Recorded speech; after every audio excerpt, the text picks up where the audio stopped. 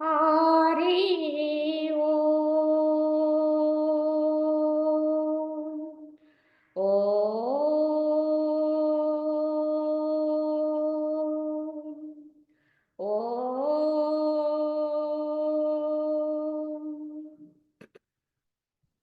శుక్లాంబరధరం విష్ణుం శశివర్ణం చతుర్భుజం ప్రసన్నవదనం ధ్యాయేత్ సర్వవిఘ్నోపశాంతయే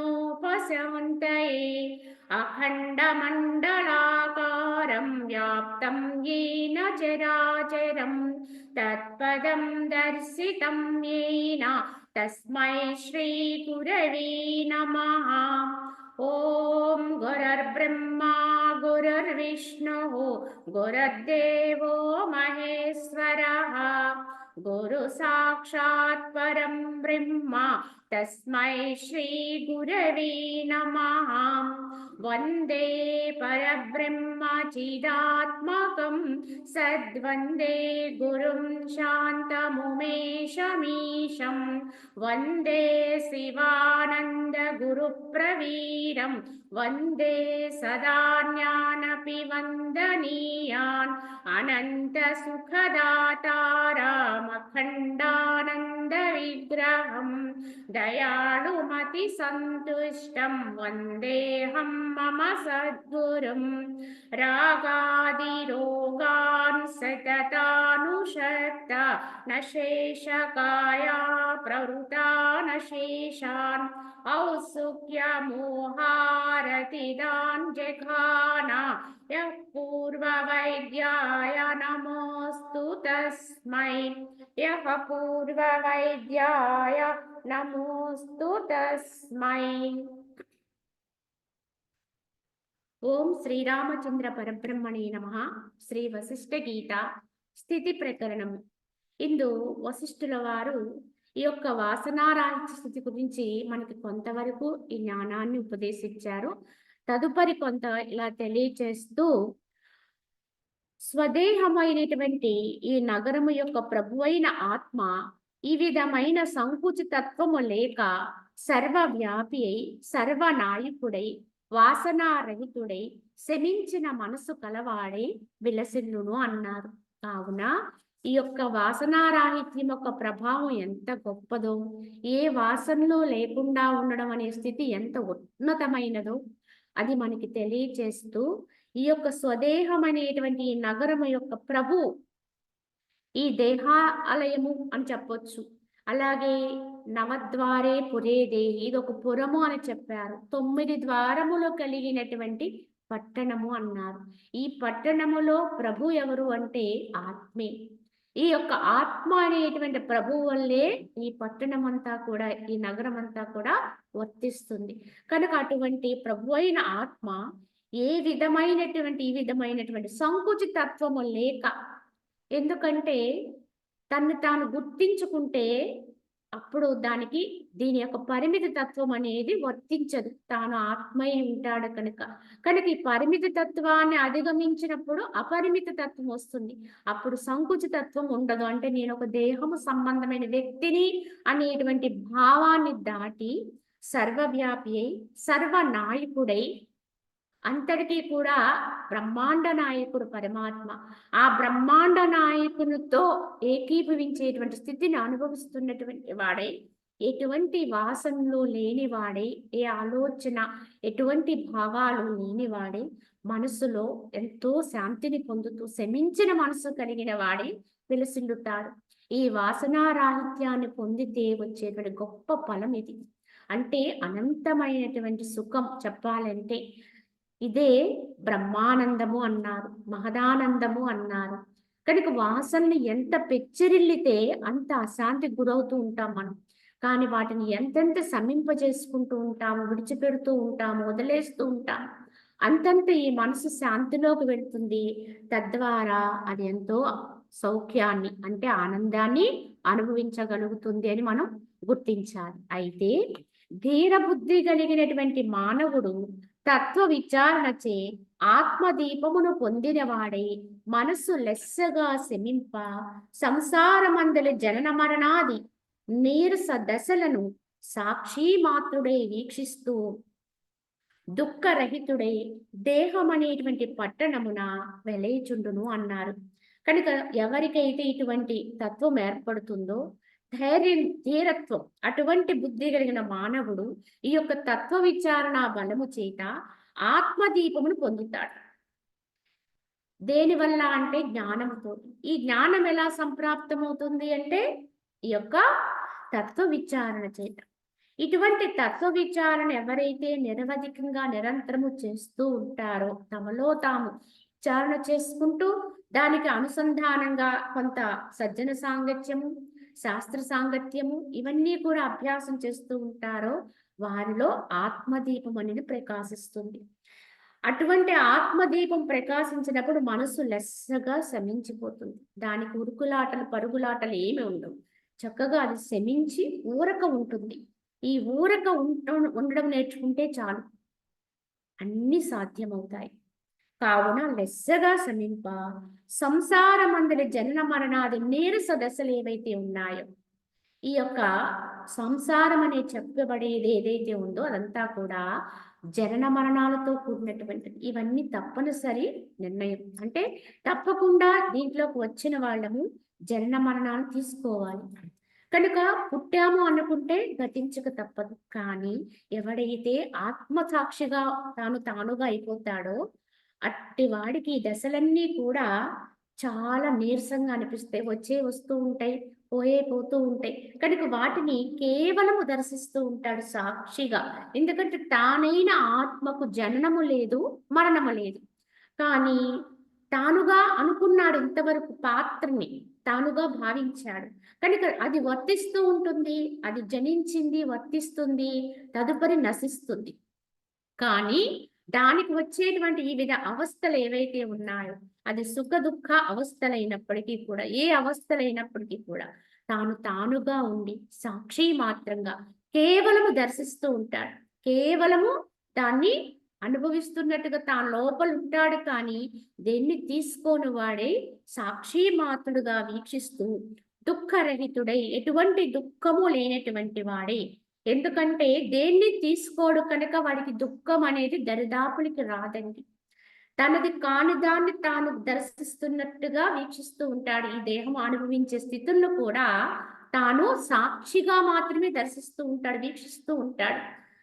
తనకి సంబంధము లేని విషయాన్ని దర్శిస్తే ఎలా అయితే మనకి ఏ ఒక్క భావన ఉండదో, అదే విధంగా ఈ దేహం అనే పట్టణములో ఉండేటువంటి ఆత్మస్థితిలో ఉన్నవాడు కూడా ఈ దేహానికి వచ్చే అవస్థల్ని తనది కానట్టుగానే, దానికి వచ్చే ఎన్ని అవస్థలైనప్పటికీ కూడా, మార్పులైనప్పటికీ కూడా, చివరికి జననము మరణాది క్రియలను కూడా కేవలం సాక్షిగా వీక్షిస్తూ ఉంటాడు. కనుక దేన్ని తీసుకోడు కనుక వాడికి ఏ దుఃఖాలు ఉండవు.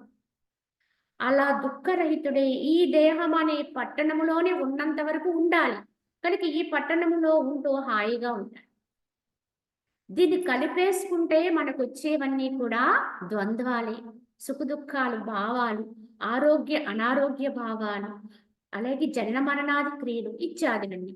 కానీ దీన్ని కలుపుకోకుండా ఎవడైతే విడువడతాడో, తన్ని తానుగా తెలుసుకుంటాడో, తన్ని తన ఆత్మగానే భావన స్థితిలో ఉంటాడో వాడికి మాత్రము ఇవన్నీ కూడా సహజంగా అనిపిస్తుంది. కనుక వేటిని తీసుకోడు కనుక, కలుపుకోడు కనుక, కేవలము సంబంధము లేనటువంటి విషయాన్ని దర్శిస్తున్నట్టుగా సాక్షి మాత్రుడుగా ఉంటాడు.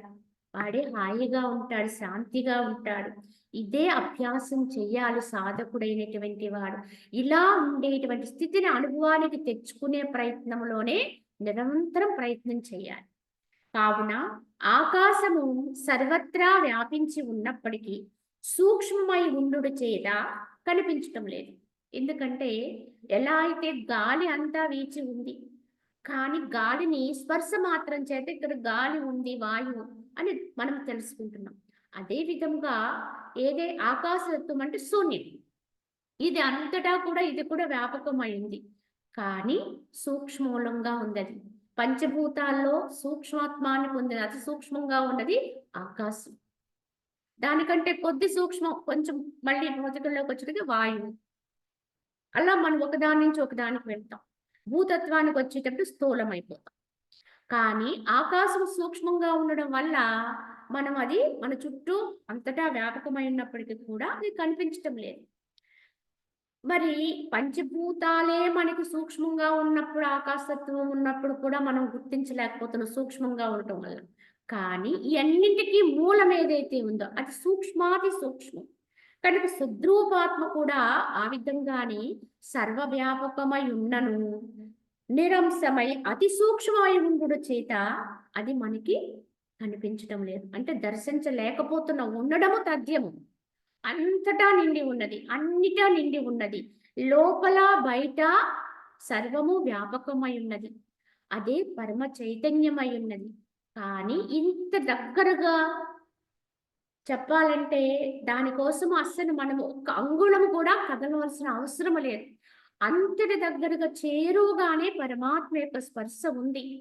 చైతన్యం యొక్క స్థితి ఉంది. కానీ దాన్ని అనుభవించే స్థితిలో మనమే లేము. దర్శించగలిగే స్థితిలో మనమే లేము. భగవంతుడు ఎక్కడున్నాడు అంటే నీ చిటికెన వేళ కూడా కొద్ది కూడా కదపవలసిన అవసరము కూడా లేనంత చేరువలోనే దానికోసము పరమాత్మ యొక్క స్థితి ఎల్లప్పుడూ కూడా అది ఎల్లప్పుడూ నిరవధికంగా ఉంటూనే ఉంది. కానీ దాన్ని అనుభవించే స్థాయిలోకి మన మనసు ఇంకా చేరలేదు. కనుకనే దర్శించలేకపోతున్నాం. అంత సూక్ష్మత్వంలో ఉన్నదాన్ని దర్శించాలంటే అంత సూక్ష్మత్వంలోకి మునగాలి. ఈ మనసు ఇంకా ఇంకా లోలోపలికి వీటన్నిటిని త్యాగం చేసుకుంటూ విడిచిపెడుతూ ఎవడైతే ఆ సూక్ష్మములోకి మునగగలుగుతాడో వెళ్ళగలుగుతాడో వాడికి మాత్రమే భగవంతుని యొక్క దర్శనం అండి. పరమాత్మ యొక్క దర్శనం అవ్వాలి అంటే ఈ మనసు ఇంకా ఇంకా సూక్ష్మంలోకి వెళ్ళాలి. ఇంకా మనము ఈ బయట భౌతికాన్ని పట్టుకుని ఇంకా ఇంకా మనసుని వ్యాపకము చేసుకుంటూ ఉంటే భగవంతుని యొక్క స్పర్శ అక్కడే ఉన్న అంతటా ఉన్న అనుభవించే స్థాయిలో మనం ఉండవండి. దాన్ని అందుకోగలిగే స్థితికి మనము ఉండలేము. కావున ఎంతెంత వీటిని వదులుకుంటూ లోపలికి ఒదిగిపోతావో అంతంత పరమాత్మకు చేరువవుతావు. ఈ విషయాల నుంచి వ్యక్తుల నుంచి అనేకత్వములో నుంచి ఎంతెంతైతే నువ్వు తొలగుతూ ఉంటావు. తొలగుతూ ఉండడం అంటే ఏమిటి? మనసుతో తొలగుతూ ఉండాలి. మనసుతో వాటి పట్ల నీకుండే ప్రియత్వ భావం నుంచి నువ్వు వెనక్కి రావాలి. అవి సత్యం అనుకునేటువంటి విశ్వాసంలోంచి నీ మనసుని వెనక్కి తీసుకోవాలి. వాటన్నిటిని కూడా ఒక ఉపేక్షాభావంతో అనుభవించే స్థాయిలోకి వెళ్ళాలి. కేవలం ఇక్కడ ఉన్నాం కనుక వీటితో వర్తించాలి కనుక అన్నట్టుగా నటన చేసే వాళ్ళమై ఉండాలి. అప్పుడే మన మనసుకి అసలైన ప్రియత్వం ఏదైతే ఉందో దాని అనుభవం చేకూరుతుంది. ఎప్పుడెప్పుడు ఆ అనుభవంలోకి వెళదామా, ఎప్పుడెప్పుడైతే దాన్ని గైకుందామా అనేటువంటి ఒక ఆతృత ఉండాలి సాధకుడి. ఆ విధంగా మనము మన మనస్సుని మనమే తర్పీదిచ్చుకోవాలి. వీటిల్లో ఏమీ సారము లేదనే సత్యాన్ని వాటికి ఎరుకపరుచుకుంటూ సత్యమైనటువంటి ఆత్మతత్వాన్ని పొందటం కొరకు మనకి ఇష్టమైనటువంటి మధుర పదార్థం ఉందండి, లోపల ఎక్కడో ఉంది. కానీ దాన్ని తీసుకోవడానికి మనకి అక్కడ ప్రతిబంధకాలు ఉన్నాయనుకోండి. అనేక మందిలో ఉన్నాం. చాలా మన చుట్టూ పరిసరాలు ప్రభావం ఎన్ని ఉన్నాయి. కానీ మన మనసు ఇవన్నీ ఎప్పుడైతే తొలగుతాయో అప్పుడు వెంటనే నేను గైకోనగలను అనేటువంటి ఒక భావన లోపల ఉంటుందండి. ఎప్పుడు తొలగుతాయి ఇవన్నీ? మీరు ఎప్పుడు వెళ్ళిపోతారు, నేను ఆ పదార్థాన్ని ఎప్పుడు తీసుకోగలను అన్నట్టుగా మన మనసు ఆతృత పడుతుందో అదే విధముగా అది చిన్న పిల్లవాడి లక్షణం. కానీ మరి ఇదే లక్షణాన్ని మనము ఆత్మ అనేటువంటి మధుర పదార్థాన్ని అందుకోవడానికి ప్రయత్నంలో ఉన్నామనుకోండి, అది చాలా వృద్ధత్వ లక్షణం, అంటే పండితుడి యొక్క లక్షణం. కనుక ఈ పరిసరాలు ప్రభావాలు వీటన్నిటి నుంచి ఎప్పుడైతే తొలగి మనలోకి మనం వెళ్ళిపోదామా అనేటువంటి ఆతృత రావాలండి ఎవరికైనా. ఆ ఆతృత వలె భగవంతునికి ఆ చేరువులోకి వెళ్ళగలుగుతాం, ఆ స్పర్శను అందుకోగలుగుతాం. అప్పుడు ఎప్పుడైతే మనకు ఆ స్పర్శ దక్కుతుందో, ఒక్కసారి అనుభవం అయ్యిందో పదే దాన్ని అనుభవించగలుగుతాం. కానీ ఆ ఒక్కసారి అనుభవించేటువంటి ఆ సాహసం చెయ్యాలండి. అన్నిటినీ విడనాడి మనసుతోటి దాన్ని పట్టుకోగలిగితే, ఆ రుచి నీకు తెలిస్తే దాని పట్ల ప్రేమ పెరిగిపోతుంది. కనుక ఎప్పుడు దాన్ని పొందుదామా, ఎంత మందిలో ఉన్నా, ఎన్ని విషయాల్లో ఉన్నా, వీటన్నిటి నుంచి తప్పించుకుని, వీటన్నిటిలోంచి ఎప్పుడైతే నా లోపలికి నేను వెళ్ళిపోతానా అన్నంత ఆతృత పడాలండి. భగవద్ విషయం కొరకు, భగవత్ స్పర్శ కొరకు ఆ మనసు ఆరాట పడుతూ ఉండాలి. దానికి ఇది సమయం, అది సమయం అని లేదు. కనుక ఈ సమయంలోనే మనము దీన్ని పొందుదాము అనుకుంటే అది ఎప్పటికీ సాధ్యం కాదు. ఇదే కాల ప్రభావం. కనుక దాంట్లో పడి కొట్టుకుపోతూ ఉంటాయి. ఏవేవో విషయాలు వచ్చేస్తూనే ఉంటాయి. వాటన్నింటిలోంచి తెరిపిన పడుతూనే మనంగా అవటానికి ప్రయత్నం చేయాలి. అయితే ఆకాశము తన యందున్నటువంటియు, తన ఆధారముగా చేసుకున్నటువంటియు మేఘముచే స్పృశింపబడదు. ఈ ఆకాశం చూడండి, ఇది చాలా సూక్ష్మం. సూక్ష్మం అవటం వల్ల మనం చూడలేకపోతున్నాం. కానీ సూక్ష్మాతి సూక్ష్మమైన భగవంతుని తెలుసుకోవడానికి ఇంకా సూక్ష్మంలోకి వెళ్ళాలి అని చెప్పుకున్నాం. కానీ ఇంకొకటి గమనించండి, ఆకాశము ఉంది సూక్ష్మంగానే, కానీ ఆకాశములోనే మేఘాలు ఏర్పడతాయి. అవన్నీ కూడా నల్లగా మబ్బులు పట్టేస్తాయి. కానీ అవి వర్షిస్తాయి, పిడుగులు పడతాయి, ఎన్నో భీకరంగా గర్జిస్తాయి. ఎన్ని చేసినా, అవన్నీ ఎలా ఉన్నా, తన యందు ఇదంతా జరుగుతున్నా ఆకాశం వేటిని కూడా అంటదు. అందుకే వర్షం కురిసేసిన తర్వాత, వెలిసిపోయిన తర్వాత, మబ్బులన్నీ విడిపోయిన తర్వాత ఆకాశం మళ్ళీ స్పష్టం, ఉన్నట్లుగా సుస్పష్టమవుతుంది. ఇంతవరకు నాకు ఈ మబ్బులు పట్టాయి కదా, లేకపోతే వర్షం పడింది కదా అని ఆ వర్షంతో అది ఆకాశం తడవదు, ఆ రంగును అది అంటుకోదు. అదే విధంగా ఈ యొక్క పరా చైతన్యమైనటువంటి ఆత్మ కూడా తన యందే ఉన్నటువంటి, తన ఆధారముగా చేసుకున్నటువంటి సృష్టిని చేత ఏమీ అంటపడకే ఉంటుంది. మనకు ఒక ఉపమానం మాత్రమే ఆకాశం అనేది. ఈ ఆకాశము తన యందు వచ్చేటువంటి, తనలోనే ధూళి లేసింది, పెద్ద కుమారమైంది, లేకపోతే పెద్ద మేఘాలు పట్టాయి, ఎన్నో వచ్చాయి, గర్జించాయి, కానీ అది మాత్రం అలానే ఉంది, దేన్ని అంటకుండా. అవన్నీ తొలగిపోతే మళ్ళీ తానుగానే. మరి భగవంతుని యొక్క స్థితి, ఆ పరమ చైతన్యం అనేది ఆకాశము కంటే కూడా పవిత్రం చెప్పాలంటే. ఆకాశము కంటే సూక్ష్మాతి సూక్ష్మం. కానీ తన్ని ఆధారంగా చేసుకునే ఎన్నో సృష్టులు అందులో పుడతాయి, లేస్తాయి, ఉద్భవిస్తాయి, ఒక ఎత్తు ఎదుగుతాయి, మళ్ళీ లయిస్తూ ఉంటాయి, గతిస్తూ ఉంటాయి. సముద్రములోంచి తరంగాలు లేచి మళ్ళీ సముద్రంలో పడినట్టుగాని ఈ సృష్టిలన్నీ కూడా ఆ పరమ చైతన్యంలో నుంచే ఉద్భవించి ఆ చైతన్యంలోనే అణిగిపోతుంది. కానీ ఎన్ని వచ్చినా, ఎన్ని పోయినా, ఎలా అయితే ఆకాశం అలానే ఉందో తనలో వచ్చే వాటిని స్పృశించకుండా చైతన్యమైనటువంటి భగవంతుని యొక్క తత్వం కూడా దేని చేత అంటబడదు. కనుక ఎన్ని సృష్టుల చేతైనప్పటికీ కూడా అది అంటబడకుండా ఎలా ఉంటుందో, అదే విధంగా ఎవరైనా సరే నేను అదేనే తెలుసుకుని అటువంటి పరమ చైతన్య తత్వమే నేనయ్యున్నాను అనేది గమనించుకోగలిగితే ఈ జగత్ విషయాలను ఆ విధంగానే తీసుకుంటారు. ఈ జగత్తు విషయాల్లో ఏమేమి జరుగుతున్నా అవన్నీ కూడా, ఎన్ని పుట్టినా, ఎన్ని గతించినా, ఏమి జరిగినా తాను నిర్లేపంగానే ఉంటాడు. వాడే చైతన్యమాతుడు కాగలుగుతాడు. కనుక భగవంతుని తత్వం ఇట్టిది అని తెలుసుకోగలిగిన వాడే, అవగాహన కలిగిన వాడే తద్రూపుడుగా అవ్వాలంటే ఆ స్థితిని అందుకునే ప్రయత్నం చేస్తాడు. కనుక ముందు పరమ చైతన్యము, భగవంతుడు అనే దాని యొక్క తత్వం ఇట్టిది అనేది ఒక అవగాహన ఉండాలి. ఈ అవగాహనే జ్ఞానం అండి. ఆ జ్ఞాన తత్వాన్ని అనుభవాన్ని తెచ్చుకునే ప్రయత్నమే సాధన. కావున ఈ విధముగా ఓ రాఘవ, దేనిచే నీవు శబ్ద, స్పర్శ, రూప, రస, గంధములను తెలుసుకునగలుగుతున్నావో అట్టి ఈ ప్రత్యేగాత్మయే సమస్త జగత్తును లెస్సగా వ్యాపించి వెలియుచున్నటువంటి పరబ్రహ్మమై ఉన్నది.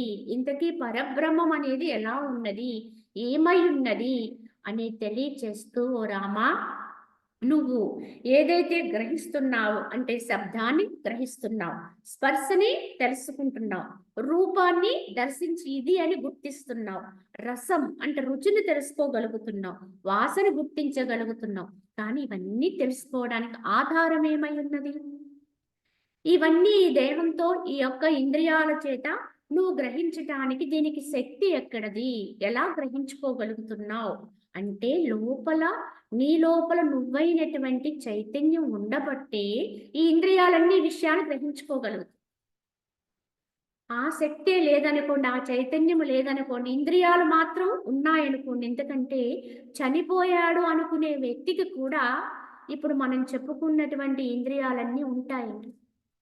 శబ్దాన్ని వినగలిగే చెవి ఉంటుంది, చూడగలిగే కన్నుంటుంది, ముక్కుంటుంది, నోరుంటుంది, అన్నీ ఉన్నాయి. కానీ వాటికి తెలివి లేదండి. వాటికి గ్రహించుకోగలిగే శక్తి లేదు. ఎందుకు లేదు అంటే ఆ ఇంద్రియాలు ఇంతవరకు దేని వల్ల పని చేశాయనేది మనకి ఇప్పుడు అర్థమవుతుంది.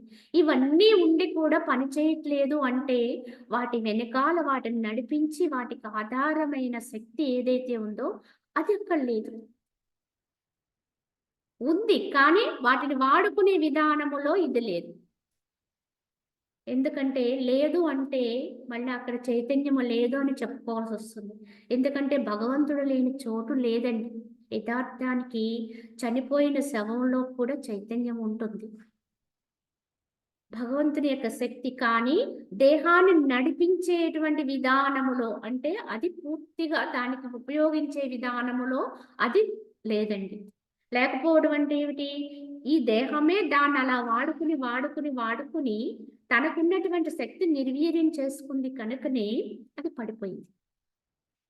కానీ అప్పుడు కూడా అది అంతటా ఉంటుంది కనుక సూక్ష్మాతి సూక్ష్మంగా ఆ శక్తి ప్రవాహం నడుస్తూనే ఉంటుందండి, ఉజ్వలంగా లేకపోయినా. అందుకే చూడండి, ఏ యొక్క దేహమైనా, ఏ ప్రాణి యొక్క దేహమైనా గతించిన తర్వాత దాన్ని దహనాది క్రియలు చేయకుండా అలానే విడిచిపెడితే ఏమవుతుంది అంటే దాని నుంచి మరలా అనేక జీవులు ఉద్భవిస్తున్నాయి.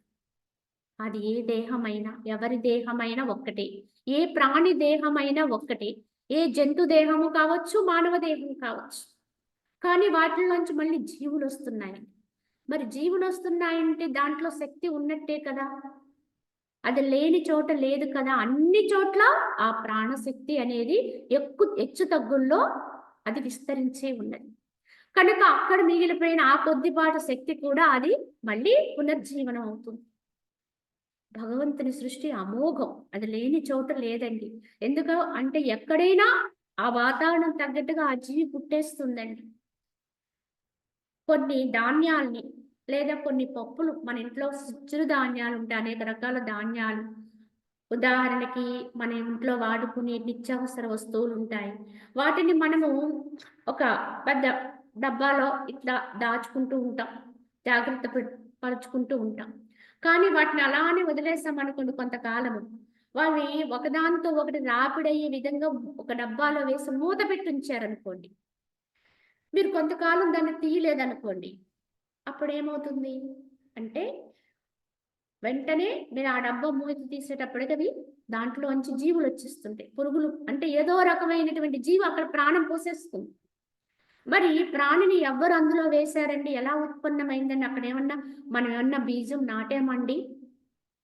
లేదా ఒక ప్రాణం తీసుకొచ్చి అందు వదిలామా? అది పునరుత్పత్తి చేసిందా అంటే ఎవరు అలా చెయ్యం. కానీ అక్కడ సహజ వాతావరణం అండి, ప్రకృతి యొక్క విధానములో భగవంతుని యొక్క చైతన్యము, ఈ రెండు మిళితమైనప్పుడు వాటి యొక్క అనుసంధాన విధానములు అక్కడక్కడ ప్రాణి ఉత్పత్తి అయిపోతుంది. కనుక ఆ డబ్బాలో పోసినటువంటి ఆ పప్పులు, దాంట్లో ఉన్న పదార్థం ఆధారంగా, వాటి మధ్య వచ్చేటువంటి రాపిడి వల్ల వచ్చే ఉష్ణశక్తి ఆధారంగా అక్కడ అప్పటికే ఎప్పుడూ ఉండేటువంటి చైతన్య శక్తి అక్కడ ఒక జీవిగా ప్రాణం పోసేస్తుంది, దాంట్లో ప్రాణి పుట్టేసింది. ఇలా మనం గమనిస్తే పరమాత్మ చైతన్యము అంతటా విస్తరించి ఉన్నది. దాన్ని మనము ఇందు లేదు అందు ఉన్నది అనేది కాదు, ఎక్కడైనా అది ఉత్పత్తి అయిపోతుంది అనేది మనం గమనించుకోవచ్చు. మన ఇంట్లో ఒక నీటి కుండీ ఉందండి, దాన్ని శుభ్రపరచడం, దాని నిండా నీళ్లు పట్టారు. కొన్ని రోజుల తర్వాత మీరు దాన్ని మూత పెట్టి ఉంచారు, కొన్ని రోజులు నీళ్లు పడుతూనే ఉన్నారు. కొన్ని రోజుల తర్వాత దాన్ని మూత తీసి చూస్తే ఆ నీళ్ల కుండీ అడుగున నాచు పట్టి ఉంటుంది. ఈ నాచు అనేది కూడా ఒక రకమైన జాతి మొక్కే. మరి ఈ మొక్కని ఎవరు నాటారు అక్కడ? అది కూడా ప్రాణంతో ఉన్నటువంటి మొక్క. ఆ నీటిలోంచి కూడా కొన్ని జీవులు పుడతాయి. ఎలా వచ్చిందండి అంటే అదే గుర్తించాలి ఇక్కడ. మనం ఇలానే గమనించుకోవాలి. అప్పటికప్పుడు పుట్టేటువంటి జీవులు ఎన్నో ఉన్నాయండి.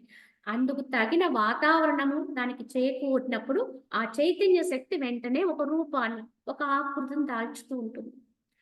ఎక్కడ ఏది అనుకూలం చేకూరుతుందో అక్కడ ఆ ప్రాణం పోషించుకుంటుంది. కానీ అన్నింటిలోకి ఉత్తమం ఏంటి? మానవ జన్మ. కనుక ఈ మానవ జన్మకి కొంత ఇంకా అధికమైన శక్తి అవసరం. కనుక ఇది నిర్వీర్యం అయిపోయిన ఈ మానవ జన్మతో కూడినటువంటి ఈ దేహం వర్తించడానికి శక్తి అక్కడ లేకపోయినా ఆ యొక్క శవమాత్రంగా ఉన్న దాంట్లో కూడా చిరుమాత్ర చైతన్యం ఉండే ఉంటుంది. అందుకే అందులోంచి పరిణామం అది మార్పు చెంది అనేక జీవులు ఉద్భవించేస్తుంది. ఇది గమనించాలి. ఇలా భగవంతుని యొక్క తత్వాన్ని మనం అర్థం చేసుకుంటే ఎలా ఉంది, అంతా నిండి ఉందంటున్నారు, అన్నిట్లో ఉందంటున్నారు అంటే ఈ విశ్వంలో ప్రతిదీ అద్భుతమే. అప్పటికప్పుడు అలా అలా మార్పు చెంది అక్కడికక్కడ ఉద్భవించేటువంటి ఎన్నో జీవులు, ప్రాణికోట్లు మన కళ్ళ ముందే జరుగుతున్నాయి. వాటిని కాస్త శ్రద్ధగా మనం అవగాహన చేసుకోగలిగితే చాలు. ఇదే భగవంతుని సృష్టి అంటే, ఆయన చైతన్య శక్తి అంటే అనేది గుర్తించాలి. అదే విధంగా ఇప్పుడు మనం గ్రహించుకోవాల్సిందంటే ఈ ఇంద్రియాలన్నిటికీ కూడా పని చేయటానికి ఇంతకాలము ఆ పని చేశాయి. ఇప్పుడు పని చేయకుండా ఉన్నాయంటే ఆ శక్తి ప్రవాహం ఉండబట్టే పని చేస్తున్నాయి. ఇప్పుడు మనము జీవించి ఉన్నామని అహంకరిస్తూ ఉంటాం గొప్పవాళ్ళగా. నేను మాట్లాడగలుగుతున్నాను, నేను చెప్పగలుగుతున్నాను, నేను వినగలుగుతున్నాను, నేను చూడగలుగుతున్నాను, స్పర్శను గ్రహించగలుగుతున్నా అనుకుని ఒక వ్యక్తిగా దాన్ని తీసుకుంటే అహంకార స్థితి. కానీ అదే శక్తిని నేను వాడుకుంటున్నాను, ఎందుకంటే భగవంతుని యొక్క శక్తి అది. ఆ శక్తి ప్రభావం చేతే ఈ కళ్ళు చూస్తున్నాయి, నోరు చెబుతుంది, ఈ వాసన గ్రహిస్తుంది, ఇవన్నీ గ్రహించుకోగలిగేటువంటి ఆ తెలివి, ఆ చైతన్యం అనేది పనిచేస్తుంది. అది ఉన్నంత వరకే. కనుక ఇది ఒక బొమ్మ మాత్రమే అనేది గమనించుకోగలిగితే నిరహంకార స్థితిలోకి వెళతాం. ఒక వ్యక్తి అహంకారం పోవాలి, ఒక ఆత్మ అహంకారం రావాలి. అంటే ఆ పని చేయించకేటువంటి అవసరమైన శక్తి ఏదైతే ఉందో, చైతన్యం ఏదైతే ఉందో అది నేను అనుకుంటే అది జ్ఞానం అవుతుంది. పని చేయించబడుతున్న ఈ దేహం ఉంది చూడండి, క్రియ చేస్తుంది, బయటికి చేస్తున్నట్టుగా అనిపిస్తుంది, ఇది నేను అనుకుంటే ఇది అహంకారం అవుతుంది, అజ్ఞానం అవుతుంది. కనుక చైతన్యము నేను అనుకుంటే జ్ఞానము, వ్యక్తి మాత్రంగా దేహమాత్రంగా ఇది నేను అనుకుంటే ఇది అజ్ఞానం అవుతుంది. ఇదే తేడా అండి. పని చేయించే శక్తివా, పని చేయించబడుతున్నటువంటి వ్యక్తివా అనేది గ్రహించుకోవాలి. సరే, పని చేయించబడుతున్న వ్యక్తిని నేను అనుకున్నా, నా వెనకాల నన్ను పని చేయించే శక్తి ఉంది, భగవంతుడున్నాడు, కనుక ఆ భగవంతుని చేతే నేను నడిపించబడుతున్నాను అని తెలుసుకుంటే అదే భక్తి యోగం అండి. భక్తి యోగానికి జ్ఞాన యోగానికి ఏమి ఎక్కడ తేడా అంటే ఎక్కడ లేదండి. భక్తి విధానంలో ఉన్నంత వరకు కూడా నా వెనకాల భగవంతుడున్నాడు, పరమాత్మ చైతన్య శక్తి ఉంది, కనుక ఆ శక్తియే నన్ను ఈ విధంగా నడిపిస్తుంది, పని చేయిస్తుంది, అది ఆధారంగా నేను నడుస్తున్నాను, గ్రహిస్తున్నాను అనేటువంటి తెలివిలో ఉంటాం ఎప్పుడు. కనుక ఆ పని చేయించేదాన్ని ఎప్పుడూ మర్చిపోకుండా శరణవుతూ ఉంటాం. ఇది భక్తుని యొక్క లక్షణం అండి. కానీ ఈ భక్తియే పరాభక్తిగా మారిందనుకోండి, ఈ భక్తిని నెమ్మదిగా క్రమంగా అది పరిణితి చెంది పరాభక్తిగా మారినప్పుడు, అప్పుడు తనని తాను తెలుసుకునే జ్ఞానం వచ్చినప్పుడు పని చేసేటువంటి శక్తి ఏదైతే ఉందో, చైతన్యం ఏదైతే ఉందో అది నేనయ్యున్నాను అనేటువంటి భావనలోకి వెళ్ళిపోతాడు. ఆ గ్రహింపులోకి వెళ్ళిపోతాడు, అవగాహనలోకి వెళ్ళిపోతాడు.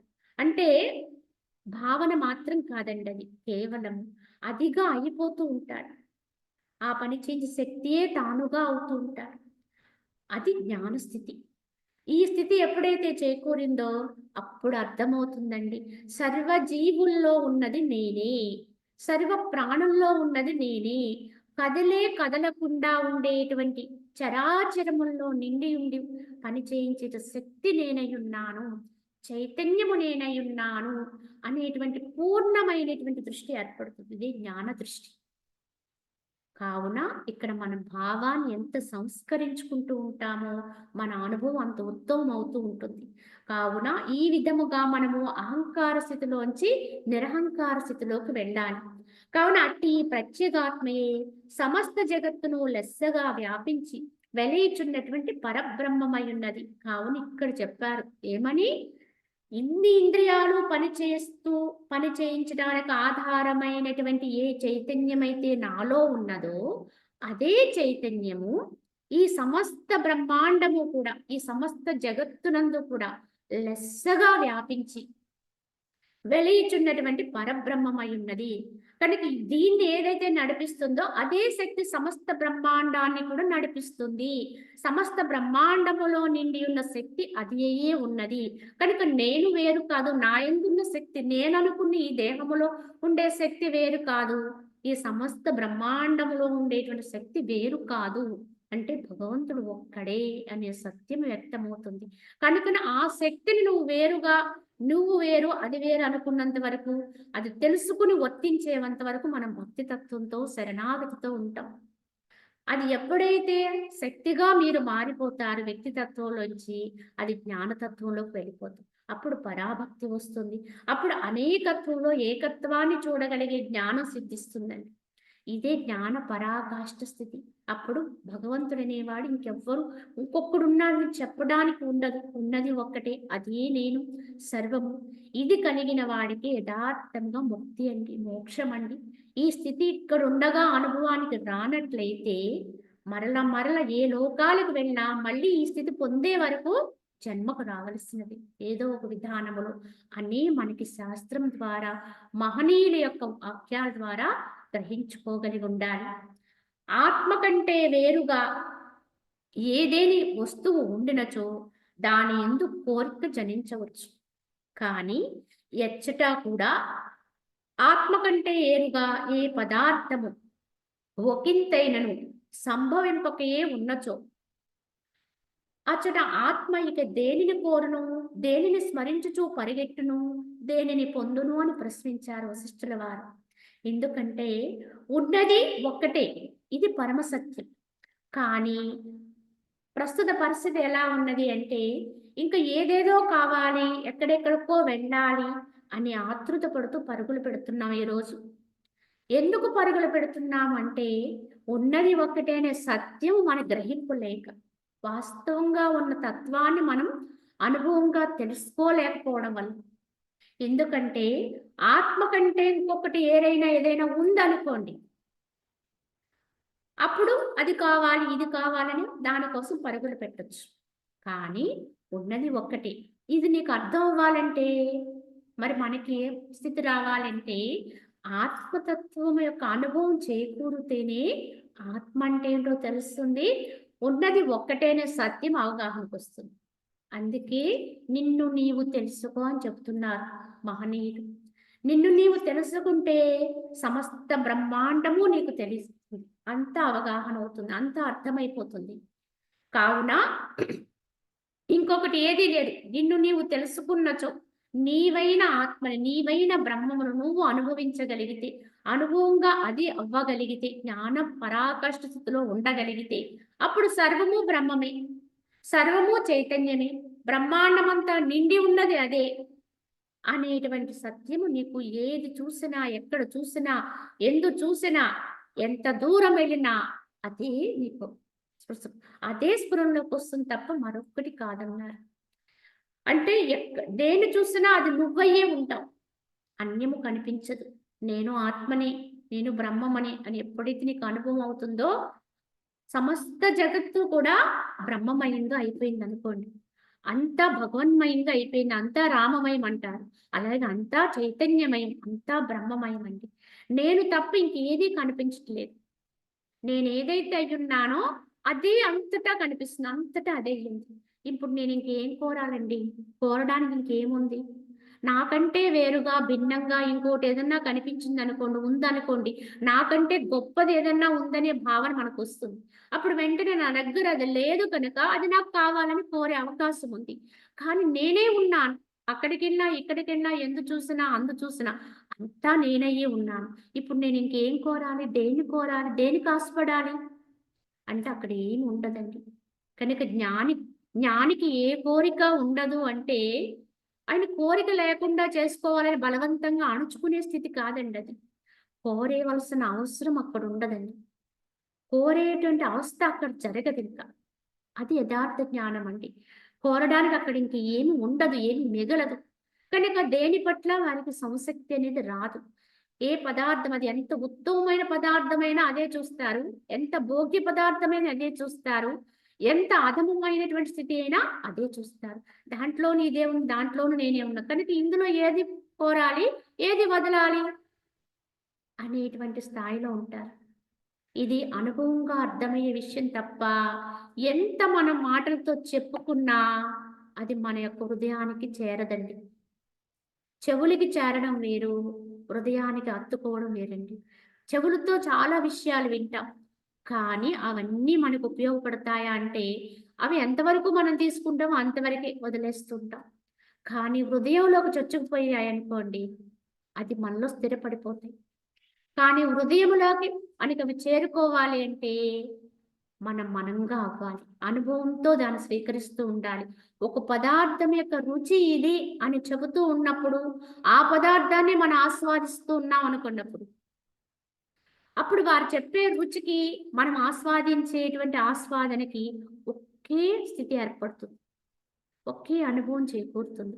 ఇదే యథార్థ అనుభవం. మహనీయుల వాక్యాలు ఏవైతే ఉంటాయో, శాస్త్రం మనకి ఏవైతే చెప్పిందో, ఇవన్నీ కూడా మనకి అనుభవంలో జరిగిపోతూ ఉండాలి. ఆ వాక్యాలు వింటున్నప్పుడు కానీ, అవి చదువుకుంటున్నప్పుడు కానీ, ఎవరి నుంచైనా శ్రవణం చేస్తున్నప్పుడు కానీ, అవి మనలో ఆ అవస్థ నడుస్తూ ఉండాలి.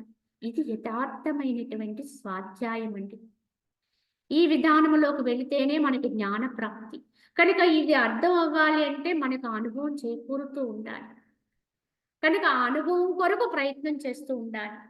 కనుక ఇక్కడ ఏమిటంటే, కోరిక అనేది లేకుండా అవ్వాలంటే ముందు నువ్వుగా తెలియబడాలి. నేను ఆత్మని, నేను భగవతత్వంతో భగవంతుడినై ఉన్నాను అనేటువంటి సత్యం మనకు అనుభవానికొస్తే సర్వము నిండి ఉన్నది అదే కదా! ఇంక ఇప్పుడు దేన్ని కోరేతాను? దేన్ని కోరవలసిన అవసరం ఏమున్నది? ఏ పదార్థం ఒకింతైనను లేకుండా ఉన్నది. అచ్చట ఆత్మిక దేనిని కోరును? ఇంకా దేనిని స్మరిస్తూ పరిగెట్టును? దేనిని పొందును అడిగారు. అప్పుడు పరుగులాటలు కూడా ఏముండవండి.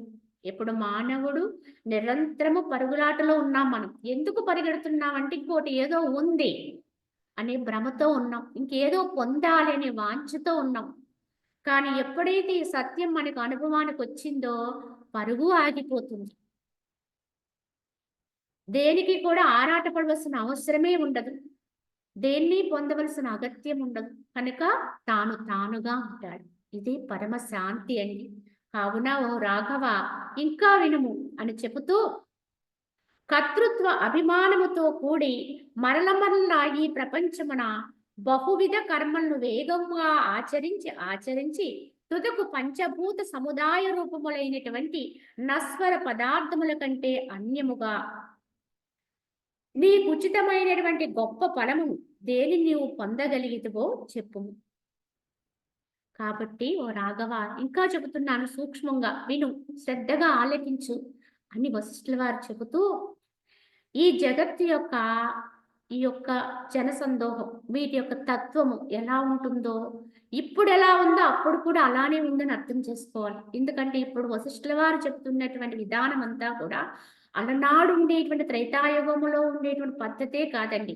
ఇప్పుడు కూడా మన కన్నుల ముందు కనిపించే విధానం ఇలానే ఉంది. ఏమని చెప్పారంటే, కర్తృత్వ అభిమానముతో కూడి ఉన్నారు అందరూ కూడా.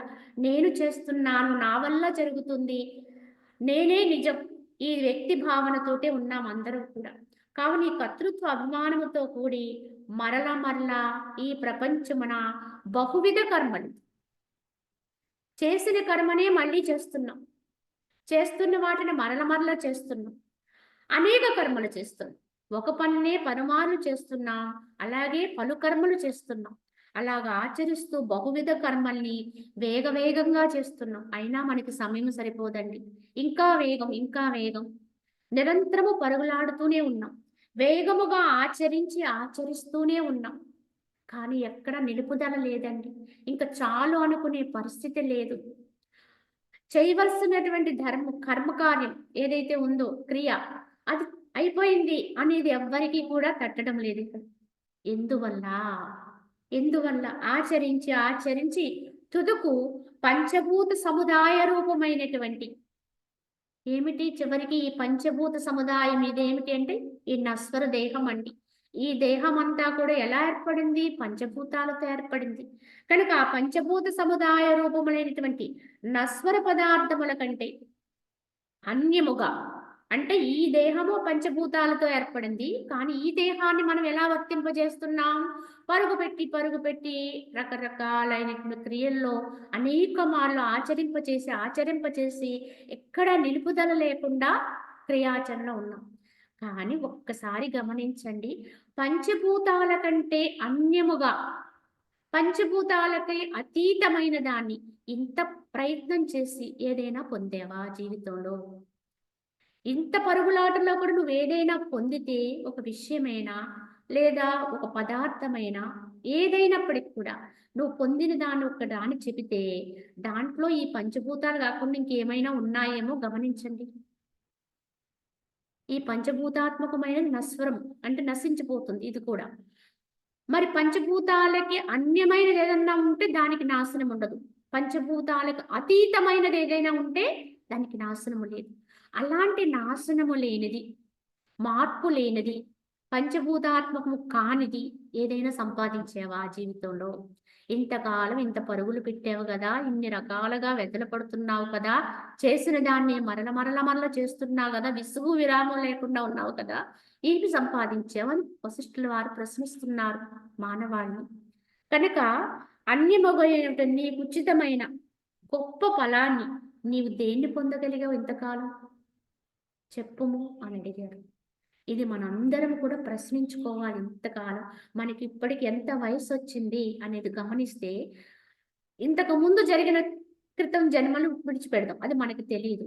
ప్రస్తుత జన్మకు వచ్చిన ఈ దేహరీత్యా మనకు వచ్చినటువంటి వయస్సు రీత్యా గమనించుకుంటే మన ఆయుష్ అనేది ఎంత తరిగిపోయిందో గమనించగలం.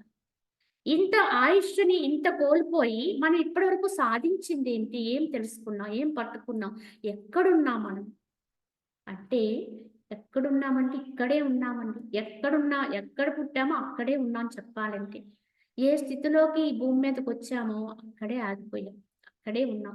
వాటి కోసమే ప్రయత్నం చేస్తున్నాం, వాటి కొరకే పరుగులెడుతున్నాం. చూసిన దాన్నే మళ్ళీ చూస్తున్నాం, తిన్న దాన్నే మళ్ళీ తింటున్నాం.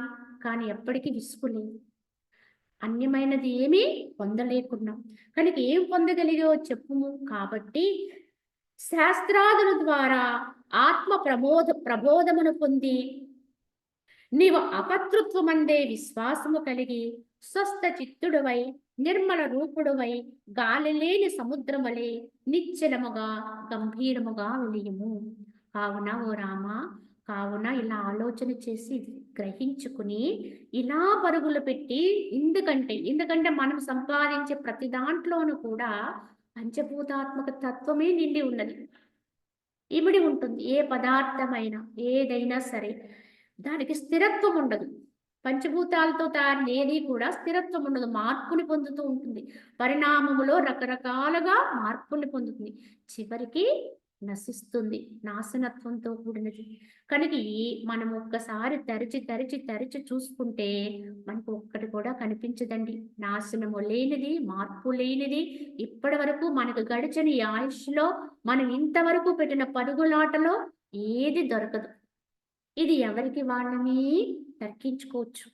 ఏమన్నా సంపాదించామా, అలాంటిది ఏదైనా దొరికిందా అనేది గమనించుకుంటే సాధారణ జీవితంలో ఉన్న వాళ్ళు ఎవ్వరము కూడా అట్టి దాన్ని పొంది ఉండం. కావున ఇప్పటికైనా మేల్కో, ఇప్పటికైనా నిన్ను తెలుసుకునే ప్రయత్నములోకి రా. నువ్వు ఒక తమస్సని నిద్రలో ఉన్నావు అన్నట్టుగా మేల్కొలుపుతున్నారు ఇక్కడ వశిష్ఠుల వారు. కనుక మేలుకో ఇప్పటికైనా.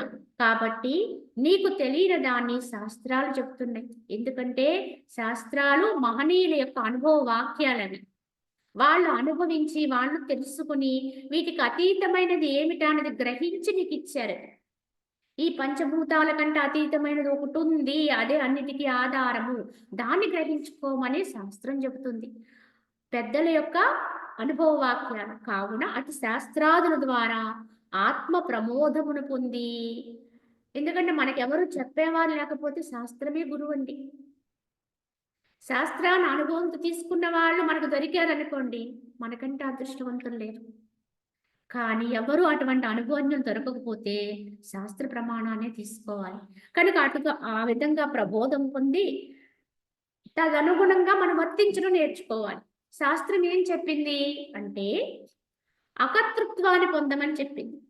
కర్తృత్వాన్ని విడిచిపెట్టి అకర్తృత్వములోని రమ్మని చెప్తుంది. అంటే కర్తృత్వం అంటే దేహ భావన. దేహముతో కూడి వర్తించేది ఏదైతే ఉందో అది కర్తృత్వం అవుతుంది. అకర్తృత్వం అంటే దేహంతో కూడకుండా దేహభావాన్ని త్యాగం చేసి దేహానికి విడిచిపెట్టి దేహంతో వర్తింప చేసేది ఏదైతే ఉందో అది అకర్తృత్వం అవుతుంది. తాను ఆత్మగా ఉండి దేహాన్ని దేహంగా ఉంటూ వర్తింప చేయటం అంటే దానికి అధినేతగా ఒక శక్తి ఉంటుంది తప్పకుండా. ఆ అధినేతగా ఉండే శక్తి ఏదో అది నువ్వుగా ఉండి ఈ దేహంతో వర్తింప చేసినట్లయితే నీకు ఏ కర్తృత్వము ఉండదు. అంటే ఎన్ని చేసినా ఏది బంధించదు, ఏది అంటదు. ఇటువంటి అకర్తృత్వాన్ని వహించమని శాస్త్రం చెప్తుందండి. అన్నీ చెయ్యి కానీ ఏమీ చెయ్యని వాడిగా ఉండు. అన్నిటితో ఉండు కానీ దేనితో అంటకుండా ఉండు. అన్ని బంధాల్లో ఉండు, అందరితో ఉండు, అందరితో మైత్రిగా ఉండు, కానీ దేన్ని తీసుకొని వాడివై ఉండు. స్వచ్ఛంగా ఉండు, నిర్మలంగా ఉండు, పవిత్రంగా ఉండు, నువ్వుగా ఉండు. ఈ విధంగా మనకి శాస్త్ర ప్రబోధం చేస్తుంది. స్ఫటిక శిల ఎలా అయితే ఎక్కడుంటే అలా ఉన్నట్టుగా వర్తిస్తుంది, కానీ దేన్ని అంటుకోదు. అలా స్ఫటిక శిల మాదిరిగా ఉండని ఎన్నో మార్లు మనకి ప్రామాణికంగా అందించారు. ఏ సందర్భంలో ఉంటే ఆ సందర్భంలో అలా వర్తించంతే, నటించంతే, జీవించకు. వర్తిస్తూ నటించాలి అంతే. ఏ ధర్మానికి ఆ ధర్మం, ఏ పాత్ర ధర్మానికి ఆ పాత్ర ధర్మం. నీ వరకు ఈ దేహ పాత్రను అనుసరించి ఎంత మేలు చేయగలవో ఆ మేలు చెయ్యాలి కూడా.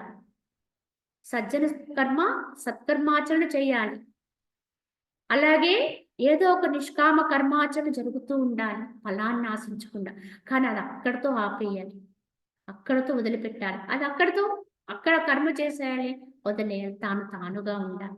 దేహాన్ని ఇలా నడిపించటం ఎప్పుడైతే మనం నేర్చుకున్నామో ఇది ఒక నిపుణత్వం అండి, నైపుణ్యం అండి. ఇది నేర్చుకున్నామో అది అపతృత్వంలోకి వెళుతుంది. నీ పట్ల నీకు ఎప్పుడు సంతృప్తి ఉంటుంది ఇలా ఉండగలిగితే. నీ పట్ల నీకుండే సంతృప్తే నిజం చెప్పాలంటే అదే నీకు జ్ఞానోదయం. నువ్వుగా దేన్ని అంటుకోకుండా ఉండగలిగే స్థితి ఏర్పడినప్పుడే నీ పట్ల నీకు తృప్తి వస్తుంది. కావున ఇటువంటి అకర్తృత్వమునందే విశ్వాసము కలిగి స్వస్థ చిత్తుడువై చక్కగా సావధానుడువై ఈ చిత్తము శాంతముగా ఉన్నటువంటి వాడి స్వస్థానములో అది నిశ్చలంగా ఉన్నటువంటిదే. ఎందుకంటే దానికి వేరేది ఏది అంటుకోలేదు కనుక నిర్మలంగానే ఉంటుంది. అటువంటి నిర్మల రూపుడువై గాలి లేని సముద్రము వలె, సముద్రానికి తోడు గాలి వస్తేనే అది అలల్ని రేపుతుంది. కానీ సముద్రం లోపలికి వెళితే నిశ్చలంగా ఉంటుందండి. అలా నిశ్చలత్వాన్ని పొందుము అని ఇక్కడ ఒక ప్రామాణికంగా చెప్పారు. కావున ఓ రామ ఆలోచించుకోండి. ఎవరైనా సరే ఇప్పటి వరకు గడిచిన జీవనాన్ని ఒక్కసారి పునరాలోచన చేసుకుని ఏమి సంపాదించాం, ఏం పొందాం, ఇంతకీ నాశనము లేనిది ఏదైనా పొందామా, పంచభూతాలకు లోను కానిది ఏదైనా సంపాదన చేశామా అనేది గ్రహించుకుని ఇప్పటికైనా మేలుకుని శాస్త్రాన్ని ఆధారం చేసుకుని అకర్తృత్వ భావాన్ని తెచ్చుకుని నీ చిత్తాన్ని నిర్మలంగా ఉంచుకుని స్వస్థ చిత్తుడివై ఆ యొక్క గంభీరమైన సముద్రం ఎలా నిశ్చలంగా ఉంటుందో అలా ఉండడం నేర్చుకోమని చెప్పి శ్రీరాముడికి ఉద్బోధ చేస్తూ సమస్త సాధక లోకాన్ని హెచ్చరిస్తున్నారు. ఎవరు? వశిష్ఠుల వారు. ఇక్కడ సాక్షాత్తు ఇది వశిష్ఠుల వారి బోధగాని మనం తీసుకోవాలండి.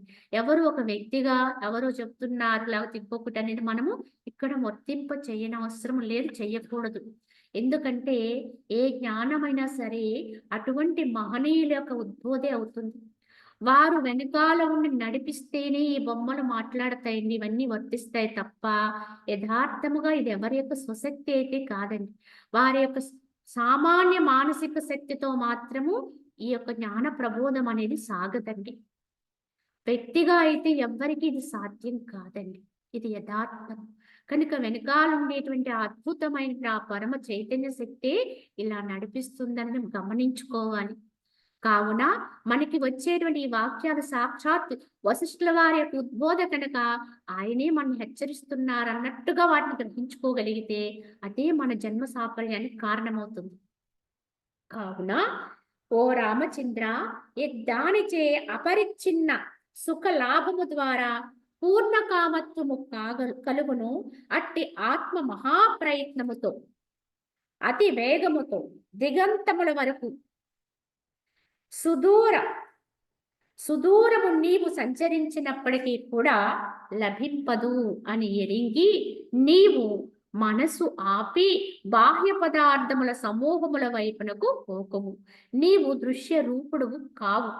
సర్వదృశ్య ప్రపంచ రహిత పరమార్థ చిదాత్మయే నీవయున్నావు. ఇది గ్రహించుకో అని చెబుతూ, ఓ రామా, దాని చేత అపరిచ్ఛిన్న సుఖలాభము ద్వారా పూర్ణ కామత్వము కలుగుతుందో.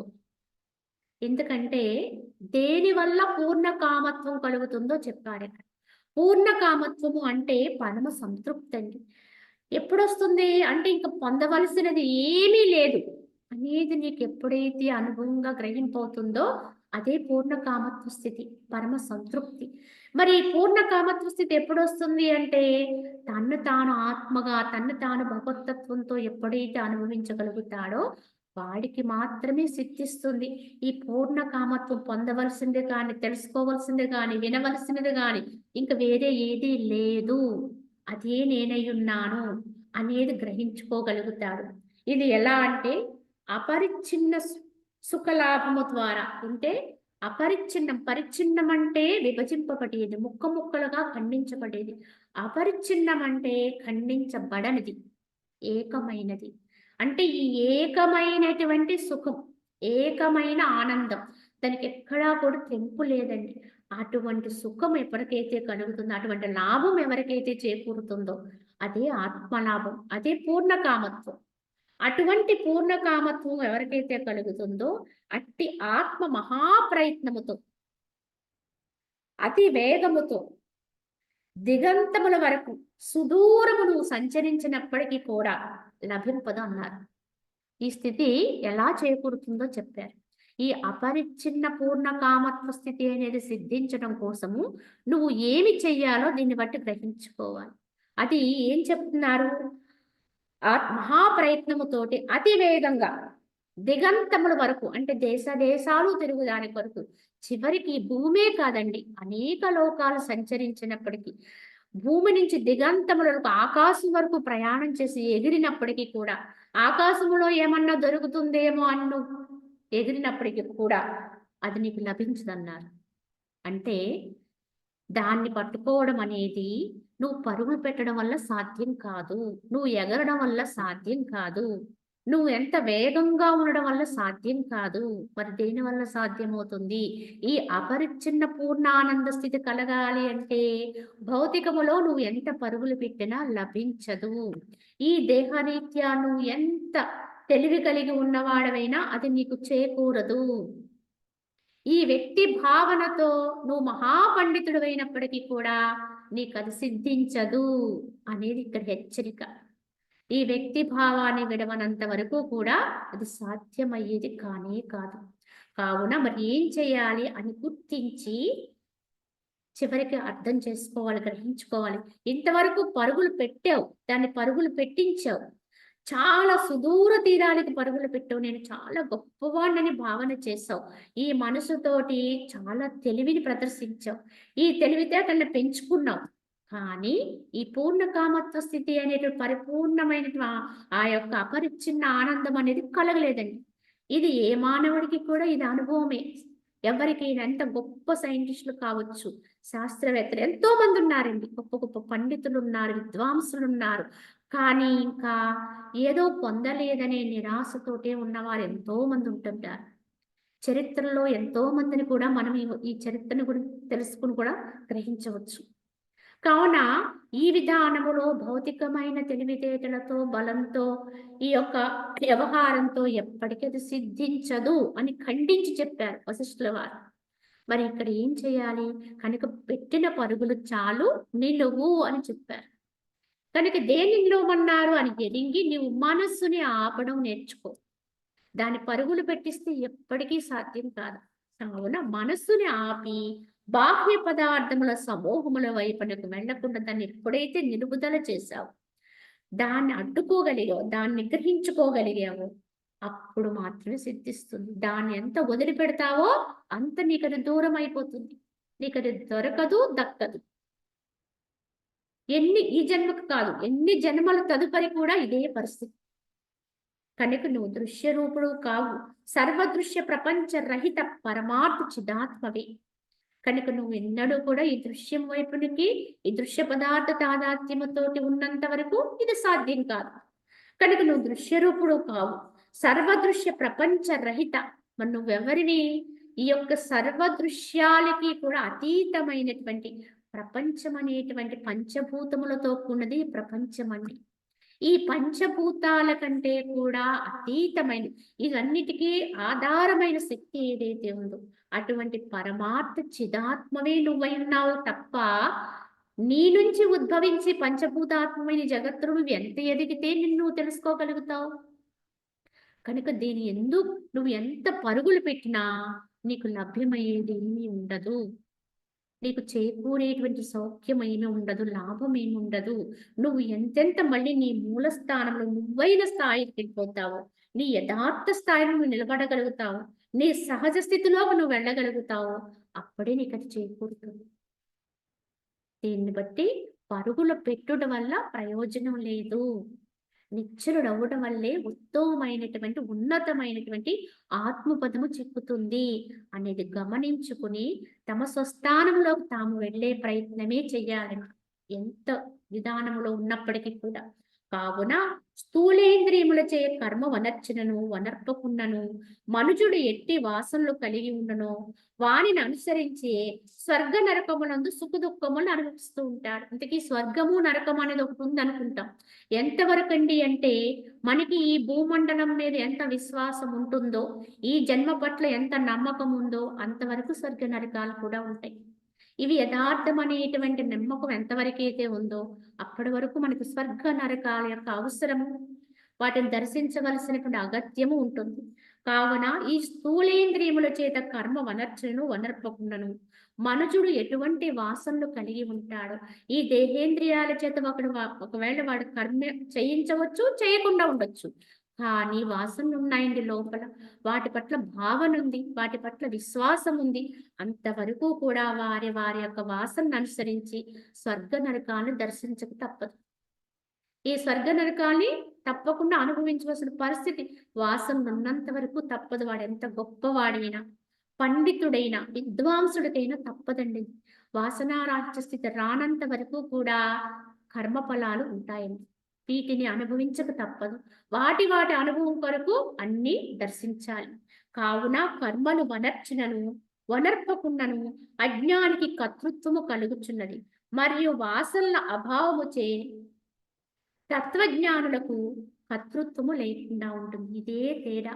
కర్మాచరణ చేస్తున్నారా, కర్మాచరణ లేకుండా ఉన్నారా అనేది ప్రశ్న కాదు ఇక్కడ.